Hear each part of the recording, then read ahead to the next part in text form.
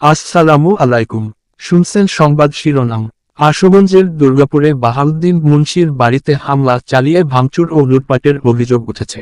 এখন শুনবেন বিস্তারিত।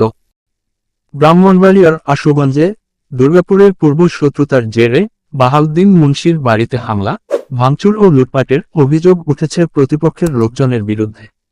বৃহস্পতিবার দিবাগত রাত 11টার দিকে উপজেলার দুর্গাপুর গ্রামে বাহাউদ্দিন মুন্সির বাড়িতে এ ঘটনা ঘটে। ভুক্তভোগী পরিবার ও স্থানীয় সূত্র জানায়, দুর্গাপুর গ্রামের বাহাউদ্দিন মুন্সি ও তার ছেলেদের সঙ্গে একই এলাকায় সোনামিয়ার ছেলে জলিল মুন্সি, সুলতান মাহমুদ মুন্সি, ইউসুফ মুন্সি ও তার ছেলে মুয়াজ মুন্সির সঙ্গে বিরোধ চলে আসছিল।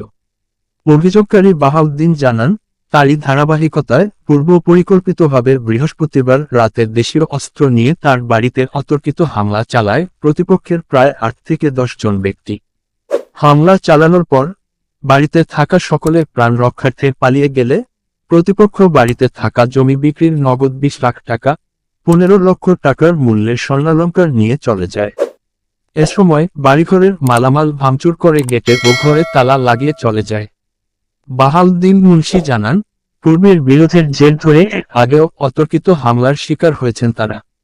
হামলা, ভাঙচুর ও লুটপাট করে বাড়িতে থাকা নগদ অর্থ ও স্বর্ণের অলংকার মিলে প্রায় 35 লাখ টাকার সম্পদ লুট করে নিয়ে গেছে প্রতিপক্ষের লোকজন।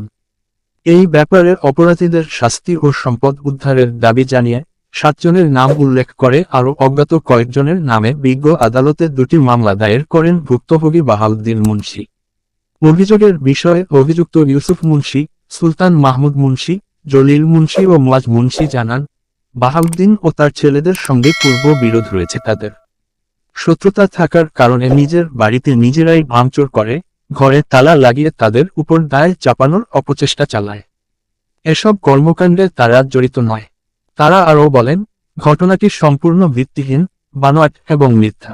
তারা আরও বলেন, বাহাউদ্দিন তার নিজের ঘরবাড়িতে নিজেরাই ভাঙচুর করে তালা ঝুলিয়ে তাদেরকে মিথ্যা মামলা দিয়ে ফাঁসানোর পায়তারা করছে। এ ব্যাপারে প্রশাসনের কাছে সুষ্ঠু তদন্তের দাবি জানান তারা। এ বিষয়ে আশুগঞ্জ থানার ওসি বিল্লাল হোসেন বলেন, এ সংক্রান্ত বিষয়ে বিজ্ঞ আদালতে মামলা হয়েছে, বিষয়টি তদন্ত সাপেক্ষে আইনগত ব্যবস্থা গ্রহণ করা হবে।